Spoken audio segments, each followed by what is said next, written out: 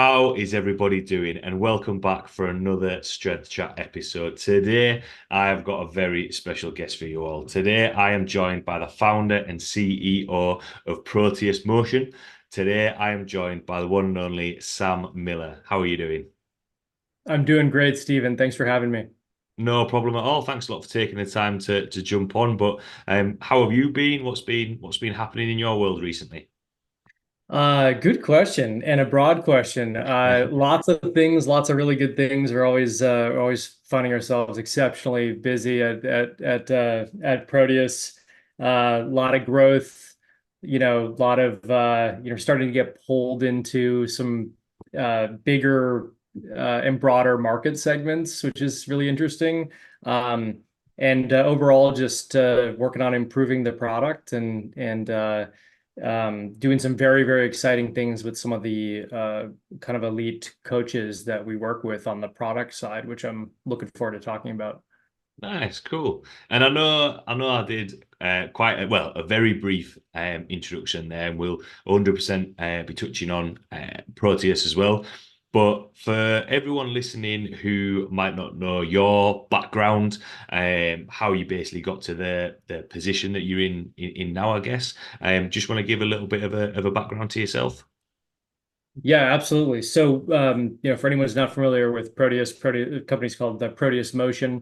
Um, and we have a really, really unique tool. It's a hardware and a software, uh, a piece of equipment that is both a performance testing tool that quantifies and reports on physical strength and power across the entire body, specifically for multi-planar movement, rotation, as well as uniplanar movement and traditional movements.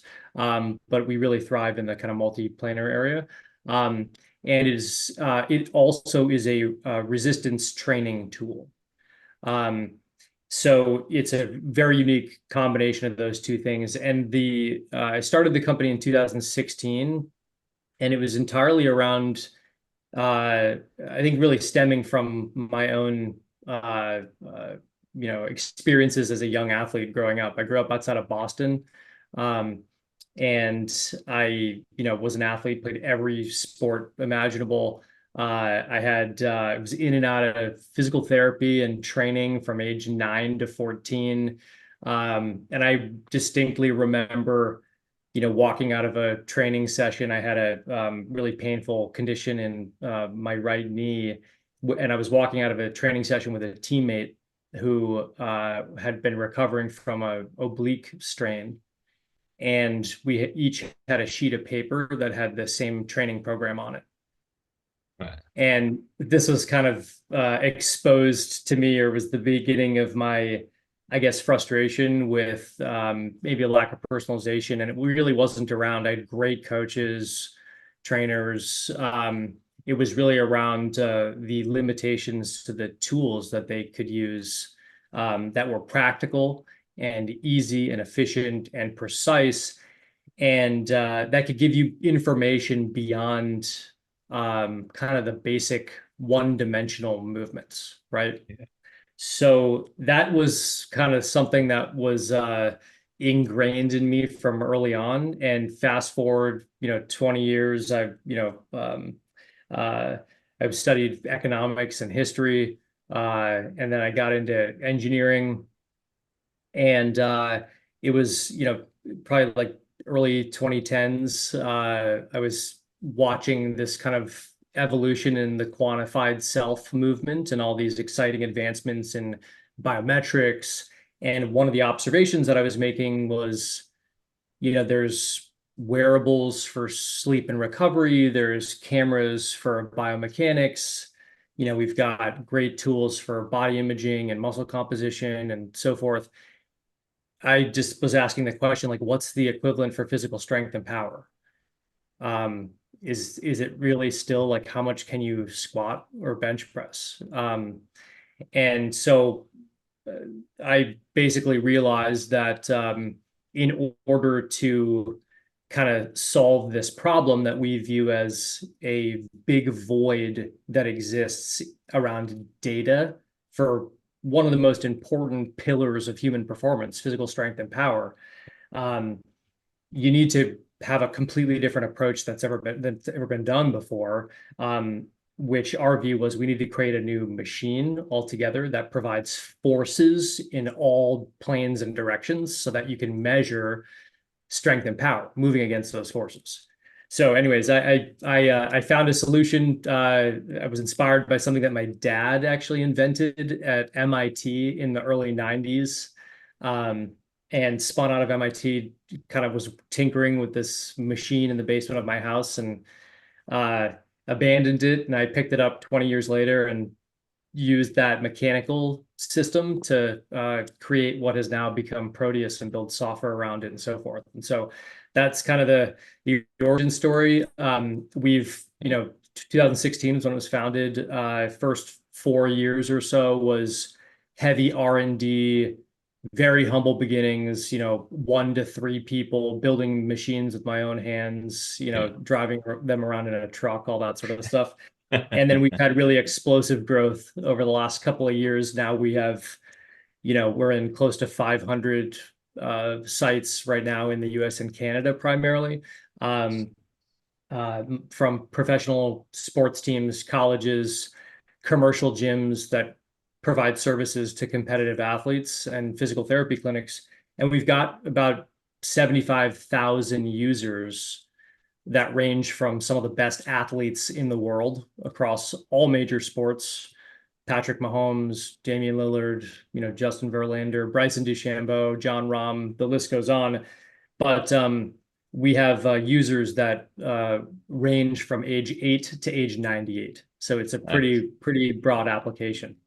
Yeah, definitely. It's cool. And with that, I know obviously you've mentioned, quite big growth over the last couple of years. And when you talk there about, looking at human movement, that's quite a big, for the trainers listening, that's quite a big topic to cover. There's quite a lot of loads of different variables in there. And in terms of the machine that you use, the software that you use, how did you try and approach that? And was it a case of trial and error, or how did you go about solving that to be able to get, because the biggest thing from a coach's and a trainer's point of view is, like what you mentioned just then, is how can we actually use that information, because ultimately that's going to benefit the clients or athletes that you're working with. And what I found really cool is, from elite level athletes to, the 98-year-old or the 8-year-old, that movement, there's still data, there's still information to be used from there. So how did you go around solving that problem and, try and tackle something that big, if that makes sense? It does make sense. And it's definitely been an iterative of, rapid iterations over many years. I think one of our, learnings early on was, we have many patents on what we've done. We have we've basically created a sports science lab in a box, right? And it lets you do, as it relates to, if you care about physical strength and power, we produce not just information, but actionable reports. I'll talk about that in a second, in a matter of minutes across the entire body, series of standardized tests in the software. You can create your own. And one of the learnings we had early on was our first machine that we put into a commercial gym. We were very proud about all this data output, and we realized nobody cares, right? And they don't care because, that was the first wake-up call. That was in 2018 for us, where we said, wait a minute, hold on. What we think is interesting and cool, that's not the point of what we're trying to do. What we're trying to do is create information that is super valuable, super easy to obtain, accessible. It can easily be applied for the benefit of athletes and trainers. And since then is when we started to just hyper focus on the user experience and making everything applicable and turnkey, knowing that the only thing that matters is delivering value in a really efficient and easy way. And so what we've created over years, and so much trial and error, it's, I can't even possibly estimate how many hours and how much time and iteration we've spent on all this. Um, and a lot of like flops, a lot of face plants, right? But what we have now is, a performance testing system that allows you to, I'll give you an example. We've got a bunch of standardized tests, but one of our standardized tests would be we have a general power test. And that general power test is 15 movements, upper body, lower body, uniplanar, multiplanar, a whole common, and even I think that test even has a jump in it that you do on Proteus. And you go through 15 movements in between 4 and 6 minutes. And you get a report at the end that's on the screen. Proteus has a touch screen, a 27-inch touch screen on next to it that tells you where you stand. So you set the filters of who you want to compare yourself to, right? So we've got, last year we recorded close to 100 million reps. Right. And everything is cloud-based. We have more than 1 billion data points. And so the key is the context. So who you want to compare yourself to, right? And so you can set the filters on age, sex, height, weight, sport, position, skill level, and contextualize all the results. So then you do that and you see, all right, for my demographic, so I'm 38-year-old male, right? How do I compare to someone like me, right? By above average, below average, overall for the test, and by movement category. So quick hits on where are you above average, below average, where are you average, right? Are you progressing, and in what ways? What areas of the body, where are the weak links? So what areas, what movement categories? So we often find things like people have plenty of strength for sagittal plane movements. It's a kind of a general statement, but this is, no matter what demographic we look at, this is almost always the case. Yeah. They have a lot of strength for sagittal plane movements, and they're super deficient in rotational strength and power. And so you get these quick hits of what this reveal, and the implications then it gives the coach or the trainer immediate guidance for what should this individual, what body areas, movement categories should this individual be focusing on in just a matter of minutes, and then what tools then should they be using to train. And so we often find, like, that some of the recommendations, it's not just a report, we give you these recommendations where, it's like, okay, train acceleration or explosive movements, or train power, or train strength, train at these velocity ranges for these movements across the whole body. And it's basically the data hub that informs decision-making for programming. Yeah. And we've gone so far as to create a program generator and output into CSV that takes this to another level, but I'll get to that in a second. So a lot of iteration, a lot of trial and error, and it's we feel like we've barely started, because there's so much more room for us we feel like we're on the right track for sure. Yeah, definitely. And it sounds exciting as well. It sounds a lot of things like what you've said there about, the programs and the next things along the step. Like, sounds as though it can grow a lot. Just from thinking about what you said at the start about, yourself and another teammate having the same program. And when you said there about, being allowed to, being able to provide the coaches or the trainers with the right tools. Do you think, in terms of, because another key word that you've kept saying there is like being more efficient. Do you think it Proteus speeds up actually getting results or problem solving for the coaches? Because in the past, as you were chatting then, I was thinking about all the tests that I've done in the past, which is either where you're flicking through books and thinking, all right, this might be the right test that I need to do, or the systems that get taught at universities, colleges, sports teams, they all have their systems in their head. Whereas sometimes, if you've not been taught or know a certain movement assessment, movement test, power test, strength test, then you're limited in terms of the information that you're going to get back, because it's only going to tell you so much. Do you think this is kind of Proteus is the gap that's going to allow that problem solving and again speeding up that process of using the right tool for the right job? Absolutely. That's exactly right. And we're already seeing that happening. So it's when we talk about this like turnkey, you know, sports science lab in a box, what we like to think about this is, I mean, one of the benefits that I think we bring to the table is that we started in a very narrow, specific space, which is in not just in elite, like super elite athletic training, but even just within one sport, baseball. Yeah. And then so and then we've moved into, football and golf and then now we've expanded way beyond MMA and so forth and then into kind of general population fitness. But in doing so, our approach has been from the beginning is like, this is not a gimmick. This is something that's here to stay. It's revolutionary in a lot of ways, but there's a lot of noise in this space. There's a Yeah. lot of flashy stuff, same stuff, different color. There's a lot of distraction. There's a lot of data. It can be really overwhelming, Yeah. right? And so I've always kind of been conscious of the risk that we would be perceived as a gimmick because what we're doing is so radically different. Anyone that sees it who is cynical in the space without knowing anything about what it actually does, it's that I always was conscious of that. So what we did, our approach was basically we're going to win over some of the most influential trainers and coaches in the space to get their totally authentic, buy-in and adoption of the product.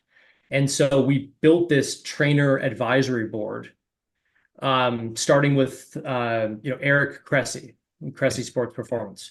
And then we moved into Bobby Stroop, right? And that was a gateway into Patrick Mahomes adoption. Phil Daru on the MMA side, Spencer Tatum, who's John Rahm's trainer. And we've recently added, Dr. Andy Galpin to the advisory board, who's just launched his, new podcast on Huberman Labs platform. And so this has allowed us to kind of grow through word of mouth and organically. So we've done almost no marketing. And so what we've done really is it's kind of like this product brings elite level trainer science and decision making and makes it accessible. So even a novice trainer in just a couple of minutes can understand by putting an athlete through one of our tests where somebody's strengths and weaknesses and deficiencies are, and then be able to make really informed decision making with very limited expertise needed that inform hyper personalized programming. And it's unbelievably efficient, right? So we like to say that what Proteus does, it would take 20 pieces of equipment in a lab and 3 hours of time to do 10% of what we do in 5 minutes. Yeah. That's pretty compelling. Yeah, and I can imagine, when you said there, Eric Cressy, somebody I've followed for for quite a long time, for when you said there, the best in their field, to have someone of Eric Cressy's, reputation, I can imagine at that elite level, it's to save that time to be able to like look again, the key word that keeps going around my head, what you said is being efficient. How can we make sure that we're getting that data and using that in terms of, like with anything, when anything new comes along, when anything different comes along, I always feel that people can be it's a little bit like that Batman film. People are scared of what they don't understand, and it can be hard to then change a lot of things that they've done. What was kind of your approach, when you've mentioned all the athletes and coaches that you've mentioned there? What was your approach to get their buy-in, get their trust, and think, look, this is actually going to benefit that? Because for a lot of coaches, a lot of athletes, they'll have used a lot of systems for a long time, and looking at the people that you've mentioned, they've got results. So it's like, how do you then build on that elite performance with something there? What was your kind of approach to get that buy-in and get them to think, you need this equipment? Yeah. Well, I'll give you the example of Eric Cressy, because I think it's a really good one, and he's someone that we've got an awesome relationship. He's been, we work very closely with him on a number of levels, and actually in the next 2 weeks, we're going to be releasing. We just released this big report called "The State of Power," and it's based on this huge analysis that we've done on our proprietary data set. Uh, that is tens of thousands of performance tests that have been done, and we look at what are the implications of longevity and aging, and how does power change by body areas. It's groundbreaking stuff. In the next 2 weeks, we're doing a baseball version of that because we have predictive metrics now that Proteus is high correlations for a couple of movements to exit velocity, throwing velocity, all that sort of stuff. So that's going to be coming out in the next 2 weeks, and we're working very closely with Eric on that. But to get here has actually been it was an interesting journey, because it's funny. I kind of identified him as a target early on, because to me, he's really authentic, and he's not the kind of person that nobody can just pay him to endorse a product, right? He's like he's not going to do that, right? And a lot of, that happens a lot, Yeah. and it's like, so he's not going to start talking. So our view was like, we're like, okay, we need somebody like that to really adopt this and help us educate the market about what this is and does. And it actually took me about a year to even get him to return a phone call. Right. He ignored, yeah, this was like 2018 or something. And it was funny because and he did, and he never even did. I had to find a workaround to get somebody to, ask him to get on the phone, and we had a great conversation, and that led to, I think I was in New York at the time, he was in Boston, and I put a early Proteus prototype in a truck, and I drove it up to Boston. It's like a 4-hour drive. And as soon as we set it up in his Massachusetts location and he got his hands on it, you could see he was like, okay, this is totally different than what I thought it was. This is way bigger. Now I know what you're talking about. Right.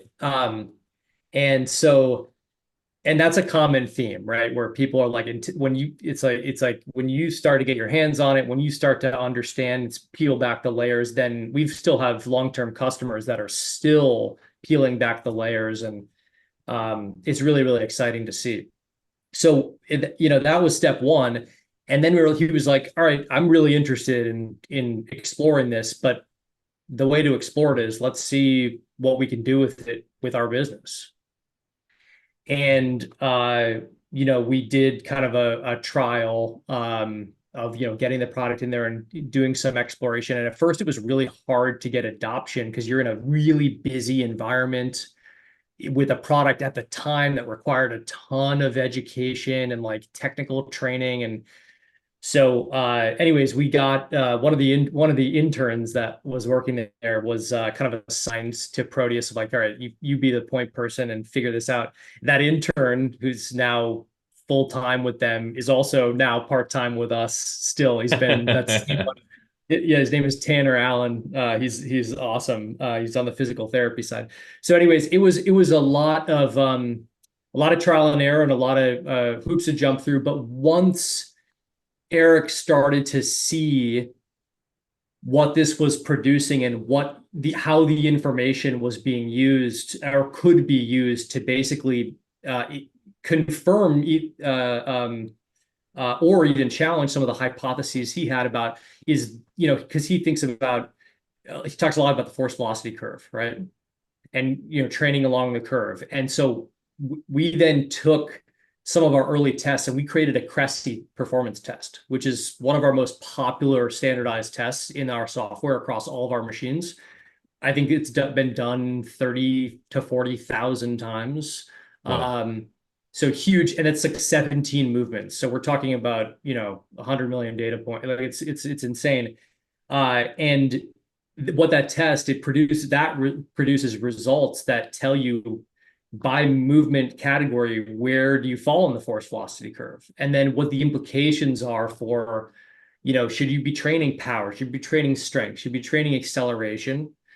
And in what ways? And it's like what we have discovered is there are kind of these archetypes of athletes, right? There are some that are power dominant, right, where their power is a lot greater than their acceleration. There's some that are more speed dominant, where acceleration is a lot higher than the power. There's a big gap. What you want to do as any elite athlete, you want to have a high level of and a balanced level of power and acceleration, right? When you have those gaps, those are opportunities. If you are, power dominant, you want to be focusing on acceleration and explosive movements and speed. You want to be training at, 1.25 meters per second or higher, lighter load, explosive movements, right? And what this does is this unlocks in minutes what areas of the body, what movement type should I be doing, what types of training and how.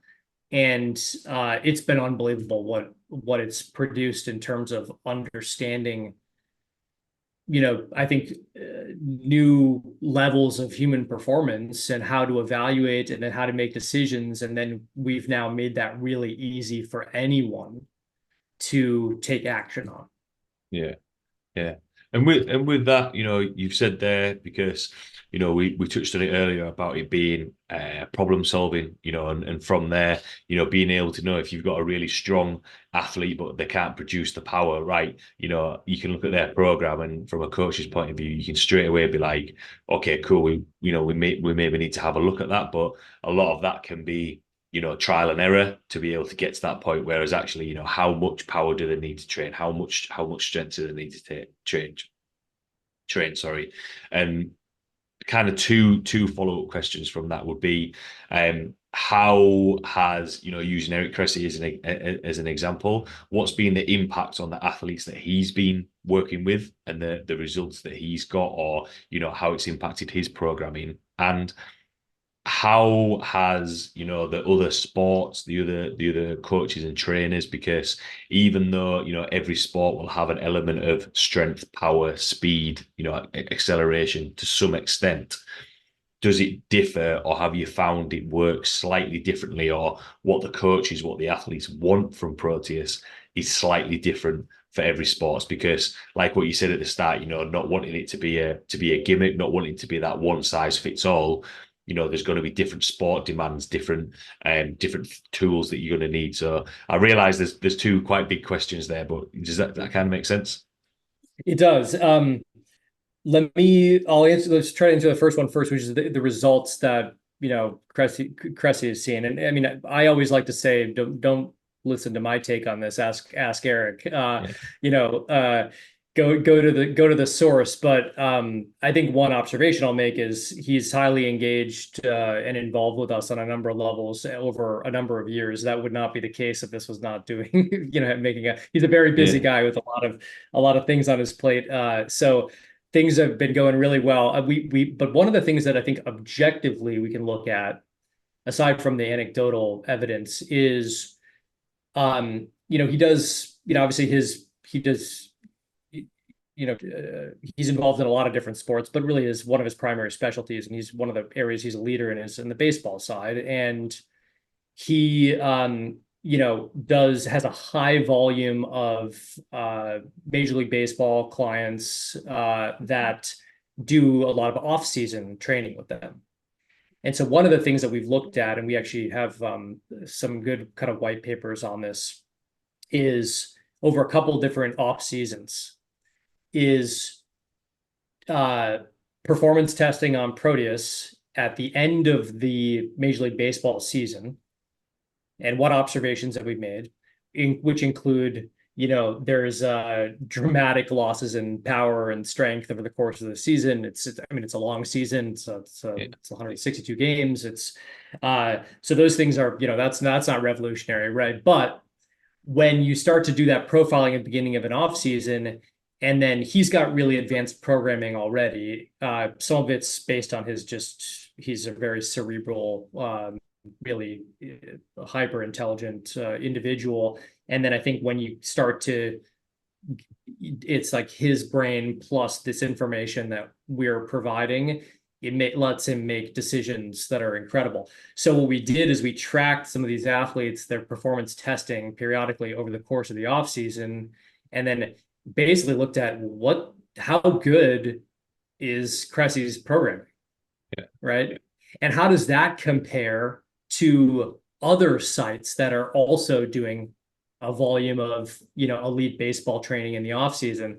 No surprise that, his athletes that he was training, we were able to show using Proteus and the objective progress tracking and measurement were, 10 to 20% higher improvements than some of the other sites you're working with. And that's not, that's not that's not something that Proteus can take credit for. That's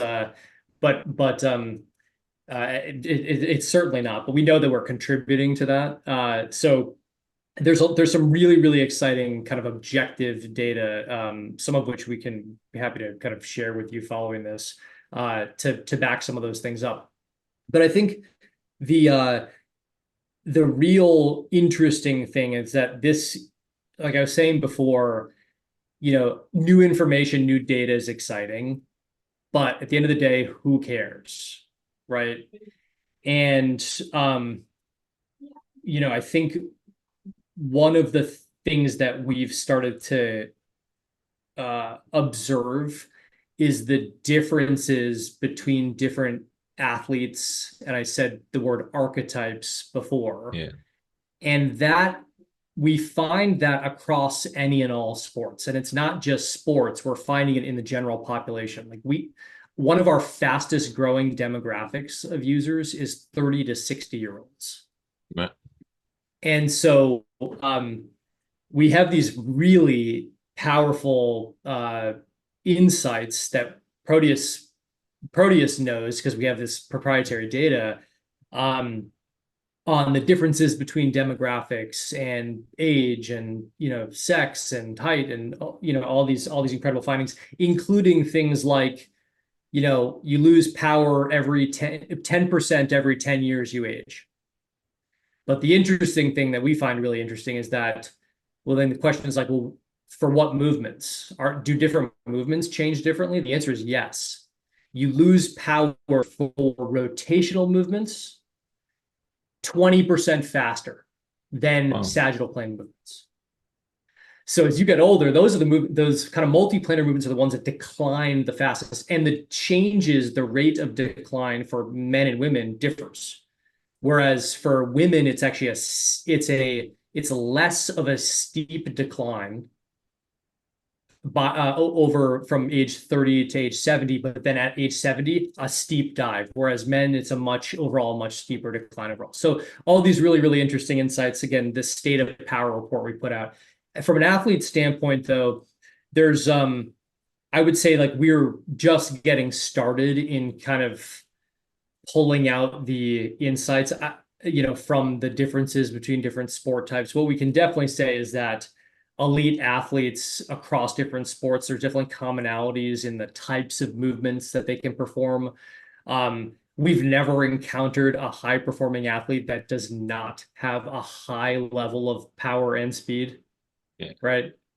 Those things are probably obvious, but if anyone's wondering, power is the currency of sport.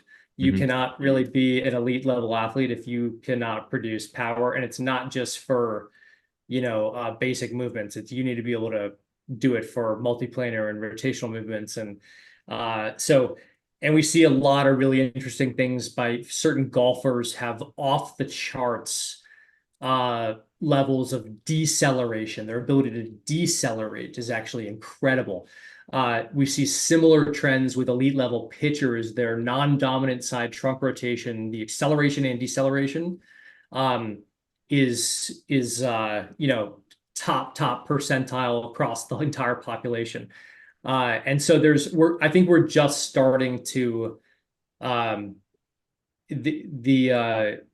we're just starting to open up this new field, and the benefit of us having involvements from all these phenomenal partners and trainers, it allows for some real pioneering opportunities where a lot of our partners are doing their own explorations, and we encourage that because we like for these data sets, performance measurements to really be produced independently, because it's, we're kind of our own biggest critic, and this stuff is so important. The worst thing that could happen is for it not to be accepted because there's doubt about the validity of it. Yeah. So we're like, don't let the information come from us. Go right to the source. Yeah. And do you think that's maybe been the biggest maybe challenge in terms of being able to speak to and get involved with the different sports, the general population that you've said, or what has been the biggest barriers in terms of getting all that data, being able to refine it to be make it more efficient, to be make it more user friendly? What's kind of be the biggest barriers or challenges that you've had with Proteus? I think it's pretty simple, which is one of the biggest challenges has been figuring out where to focus, because we have a product that's total, this hardware and software is completely unique. It's its own animal. And it's the first ever way to be able to, easily and practically and precisely be able to quantify strength and power for any human movement, for multiplanar movements. So the breadth of applications it's incredibly broad, right? From the medical and physical therapy space to even we've chiropractic clients, to elite sports across all sports, to general population fitness, to and what we're doing with some of this data now is kind of creating almost like a diagnostic fitness vending machine, if you will, right? It's it's like having an elite trainer's brain in your pocket, in a sense, right? And so the challenge has been where to focus, because there are so many things and areas that we can provide value in. We cannot do it all at once, and we shouldn't. So it's this step by step, right? And that's why we started with this elite sports, and then within elite sports, elite baseball. And we started to get to the other sports. The challenge, I think, is that we're being pulled into more mainstream markets and verticals, and that all while we're still uncovering, there's still a lot of work to do at the elite sport level, right? Yeah. So we either need to, make our team 10 times larger, or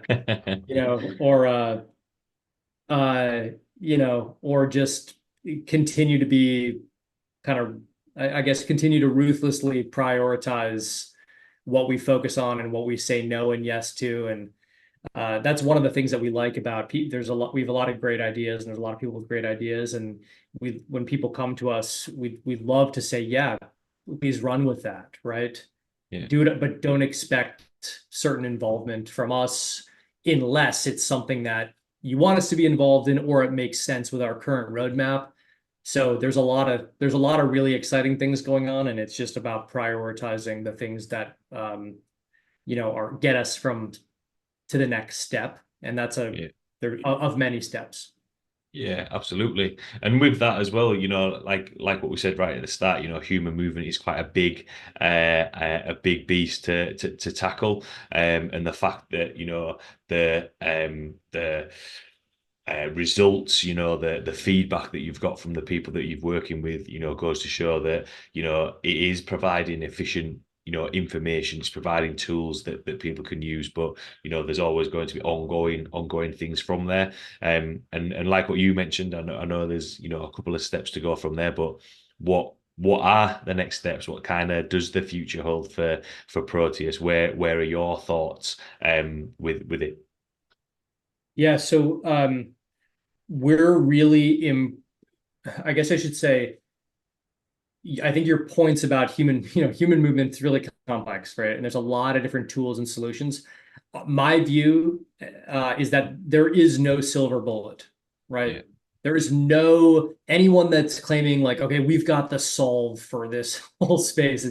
It's not real. I don't give that a lot of weight, but I think we're getting to a point with some of the advancements in this industry where there are a collection of tools that each provide the piece of the puzzle, and it's a narrowing of the tools, I think, that our view is that we are going to be the piece of the puzzle on the physical strength and power side. Yeah. And so we like to say that if you care about physical strength and power, right, on the assessment side, like we solve that, we do that job. And we see Proteus often used in conjunction with a number of other performance measurement tools. And we love that because the right suite or collection of these tools together can produce an unbelievable outcome and, service, I guess. So for us, we're really embracing that, like, there isn't a silver bullet, but we're really going hard into really trying to be the solution in the power space specifically, just because of this incredible differentiation and these capabilities that are unmatched. For us, what's next is we have a really great software product that we spent a lot of years developing and iterating on, and it is continuing to improve that product to make it super accessible and understandable and applicable to a broader audience with very limited education or explanation needed. So it's like we're launching something next month that's this big leap forward in how we communicate visually to a layman, like where are the weak links, where are your strengths, weaknesses, where do you stand, how do you compare, are you progressing, all those quick hits. So it's like you don't even have to have supervision. And then I think it's really focusing on how do we make this create basically output programming solutions that require just a press of a button. Yeah. And that gets really complex because lots of coaches, trainers, they use different tools, systems, platforms. We're not going to try to develop something that feeds into everything, right? And we're also not going to just develop our own thinking that everyone's going to switch to, our system. It's like we have to fit into what people are doing.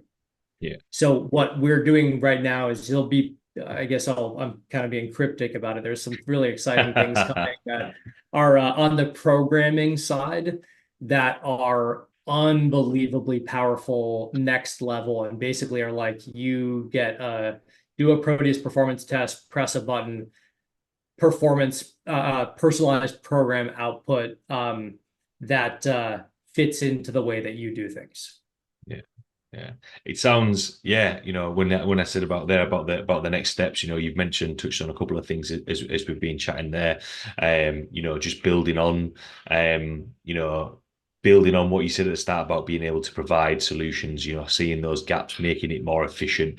I know I've mentioned that a couple of times, but making those tools that you're using it quite efficient. And something that you said earlier is about having that a sports scientist in your pocket, because it's hard to juggle all those tests, being able to do the programs and go from there. And that's the time is valuable when it comes to whether it be working with general population, whether it be working with athletes, because you want to try and get the most out of the time that you've got with them.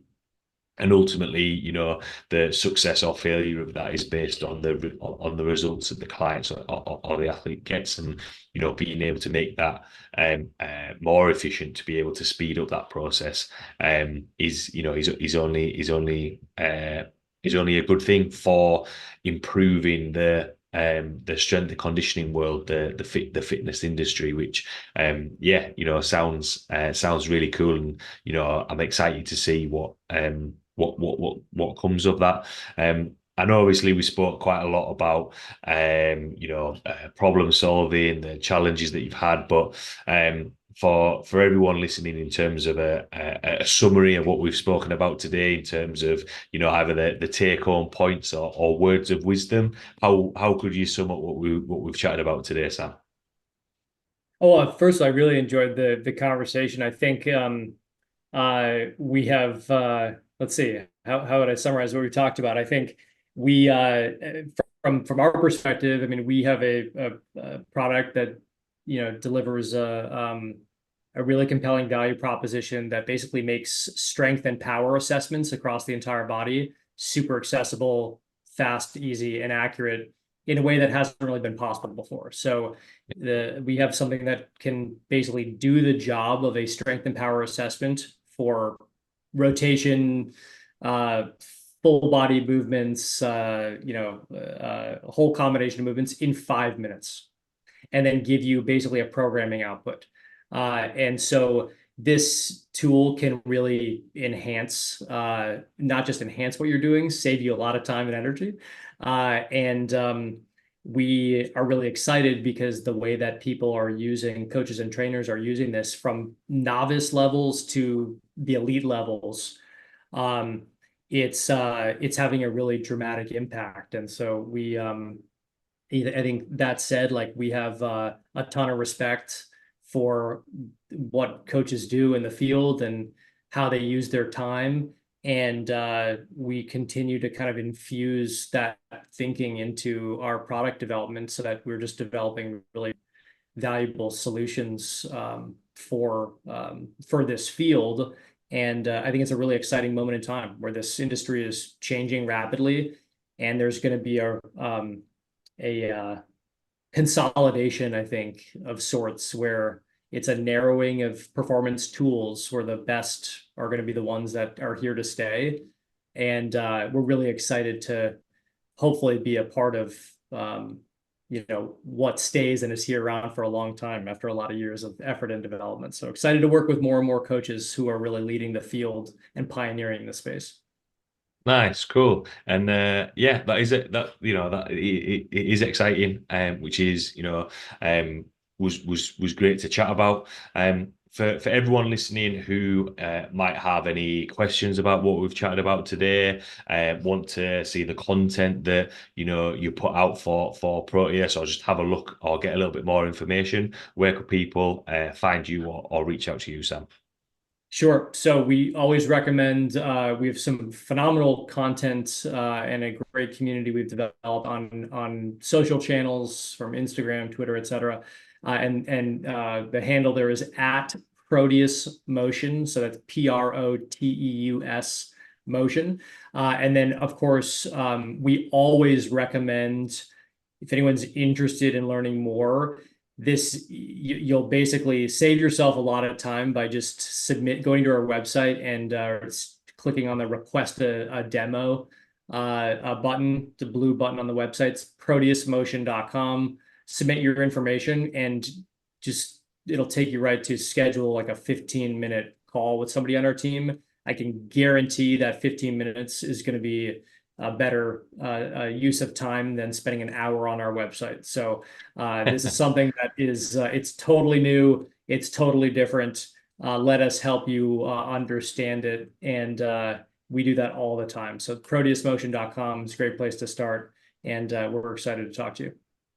Awesome. Well, thanks a lot, Sam, for taking the time to jump on today.